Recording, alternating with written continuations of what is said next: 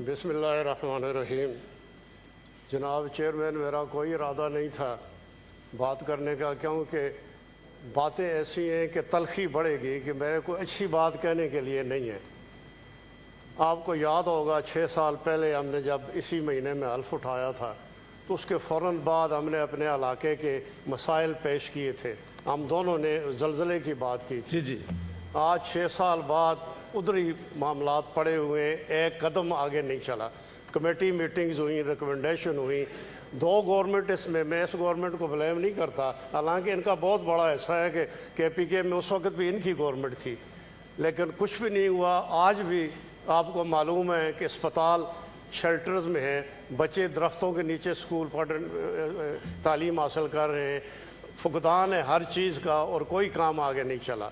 फिर आपको मालूम है कि मेरे इलाके की एक मसला था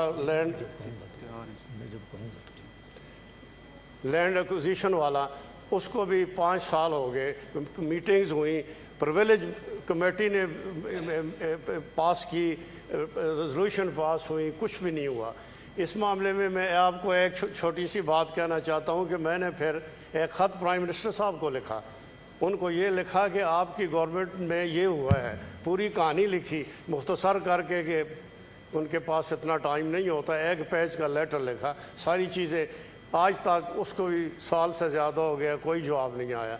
इसमें मैं आपको एक छोटी सी बात करना चाहता हूँ कि मेरा एक 9 साल का पोता है, उसने कि इंटरनेट पे पता वता देख के क्वीन ऑफ इंग्लैंड को ख़त लिख दिया। मुझे नहीं पता उस वक्त, लेकिन जवाब आया वहाँ से, तो लेटर आया तो देखा तो विंडसर कासल लिखा हुआ था। ख़त मैंने उसमें पढ़ा, और उसमें मैं उस ख़त आपको पढ़ के सुनाता हूँ। ये उन्होंने कहा, dear Ajlan Shah, the queen wishes me to write back to you and thank you for your letter. Her Majesty was pleased to hear from you and that you are interested to visit England and see Buckingham Palace. It was most kind of you to send 100 rupee note. उसने बीच में 100 रुपये का एक note भी डाल दिया था कि ये आपकी मदद के लिए मैं भिजवा रहा हूँ। तो उन्होंने कहा, but rules do not allow acceptance of gifts, we are returning to you. तो ये वाक़या इसलिए सुना रहा हूँ कि एक 8 साल के बच्चे का जवाब भी क्वीन ऑफ इंग्लैंड दे देती है।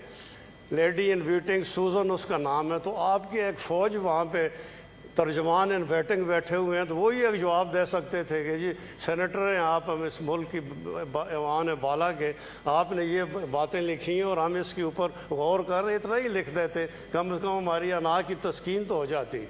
चेयरमैन साहब, मुझे एक दोस्त ने कहा कि आप PSL देखते हैं, तो मैं कहा नहीं, मैं PPSL देखता हूँ। उन्होंने कहा वो क्या है? मैं कहा पाकिस्तान पॉलिटिकल सुपर लीग।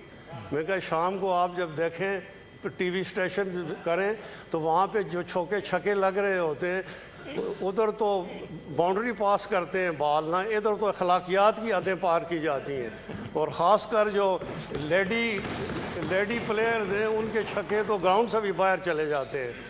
तो मैं क्या उससे ज़्यादा इंटरेस्टिंग वो PSL इतना इंटरेस्टिंग नहीं है जितना ये PPSL इंटरेस्टिंग है। मसाइल इस मुल्क के बहुत ज़्यादा हैं। हमारे दोस्तों ने निशानदेही भी की है कि किधर किधर रिफॉर्म होनी चाहिए। मैं कहता हूँ सबसे पहले रिफॉर्म होनी चाहिए पॉलिटिकल पार्टीज़ में। आप ये देखें कि पॉलिटिकल पार्टीज़ में उनकी अपनी ओहदों की इंतखाब का क्या तरीका है, उनके फ़ैसले करने का क्या तरीका है। आप जानते हैं कि पॉलिटिकल पार्टी में चंद बैठे होते हैं नौरतन, जिनसे मशावरत होती है, बाकी मशावरत ब्रॉड बेस नहीं होती। मैं 2 पार्टियों का कह सकता हूँ जो मेरा थोड़ा मुशाहिदा है, हो सकता है दूसरों में भी हो। 2 पार्टियाँ हैं, मैं नाम नहीं लूँगा कि फिर लोग नाराज़ होंगे, कि वहाँ मशावरत होती है और फैसले होते हैं। लेकिन जनरली हमने यही देखा है कि 3-4 बंदे जिनकी शक्लें आप TV पे भी देखते रहते हैं, वो नाकाम डिफेंड करने की कोशिश कर रहे होते हैं अपने उनको पार्टी लीडर्स को, और उन्हीं की तौसीफ़ और उनकी तारीफ़ में ज़मीन आसमान के कलावे मिला रहे होते हैं, और उसके अलावा और कोई उन्हीं से मशावरत होती है। रैंक एंड फाइल जो उनकी है पार्टियों की है, उनसे मशावरत नहीं होती है। ये जिस तरह पख्तून ज़ल्मे और ग्लैडिएटर और किंग्स हैं, इधर भी यही हाल है ادھر بھی پختون زلمے ہیں، ادھر بھی پنجابی گبرو جوان ہیں، ادھر بھی کراچی کنگز ہیں، اور ان کی جو مالکان ہیں ان کی مرضی سے سارا ہوتا ہے۔ جس طرح پی ایس ایل کی مالکان ہیں، اسی طرح یہ پی پی ایس ایل کے مالکان ہیں، اور فرق صرف اتنا ہے کہ پی ایس ایل والے کھلاڑیوں کو پیسے دے کے لاتے ہیں، ادھر پی پی سی ایل والے کھلاڑیوں سے پیسے لے کے ان کو رکھتے ہیں، ان کو ایوانوں میں بیچتے ہیں، ان کو عہدے دیتے ہیں، ان سے اپنے کام کراتے ہیں، اور ساری طرح توجہ اپنے لیڈرز کو خوش کرنے میں لگی ہوئی ہوتی ہے۔ میں اس تلخی کے اوپر ختم نہیں کرنا چاہتا۔ سوشلی بہت ہی ریوارڈنگ ایکسپیرینس رہا ہے، بہت اچھے لوگوں سے ملاقات ہوئی، اور زندگی رہی تو ان کے ساتھ انشاءاللہ تعلقات رہیں گے، لیکن پولیٹیکلی یہ بہت ہی فرسٹریٹنگ ایکسپیرینس تھا۔ 6 سال میں کچھ نہیں کر سکے اپنے علاقے، ایک کام نہیں ہوا۔ یہ نہیں کہ کوشش نہیں کی، لیکن کوئی کام نہیں ہوا۔ وجہ اس کی یہ ہے کہ پارلیمنٹ کو یہاں پہ صرف زبانی دی جاتی ہے امپارٹنس، عملی طور پہ نہیں دی جاتی ہے، حالانکہ ایگزیکٹو پارلیمنٹ کی کوکھ سے جنم لیتی ہے، لیکن وہ ناخلف اولاد کی طرح جو بوڑھے ماں باپ کو کمرے میں بند کر دیتے ہیں اور جائیداد ٹرانسفر کرانی ہو تو کہتے ہیں ادھر انگوٹھا لگا لیں۔ پارلیمنٹ کے ساتھ بھی یہ سلوک کیا جاتا رہا ہے۔ ان سے مشورہ، ان کی باتیں، ابھی کتنی اچھی تجاویز اس ہاؤس میں آئی ہیں، مجھے یقین ہے دوسرے ہاؤس میں آئی ہوں گی، لیکن ان پہ عمل درآمد کسی کے اوپر نہیں ہوتا۔ ادھر ریفارم کی ضرورت ہے، پارلیمنٹ کو صحیح پاور دینے کی ضرورت ہے۔ رضا ربانی صاحب نے اپنے پہلے 3 سال میں بڑی کوشش کر کے بہت سے بڑے تاریخی اقدامات اٹھائے، اور پارلیمنٹ خاص کر سینٹ کے وقار کو بلند کیا۔ ان کاموں کو آگے لے جانے کی ضرورت ہے۔ ایک سب سے بڑا نقطہ یہ ہے کہ چونکہ سینیٹر کا وزیر اعظم کو منتخب کرنے میں کوئی کردار نہیں، اس لیے آپ کی کوئی وقت نہیں سوائے اس کے کہ آپ ریزولوشن پاس کریں، اور اگر آپ قانون پاس نہ بھی کریں تو جوائنٹ سیشن میں جا کے وہ دوبارہ پاس ہو جائے گا۔ تو یہ بھی اس پہ بھی ریفارم ہونی چاہیے، دیکھنا چاہیے کہ پارلیمنٹ کو افیکٹو کرنے کے لیے کیا کرنا چاہیے۔ آپ کے سول ملٹری ریلیشن شپ کی ریفارم ہونی چاہیے، وہاں پہ پتہ ہونا چاہیے کیا تعلقات، کس کا کیا رول ہے، کس طرح کرنا چاہیے۔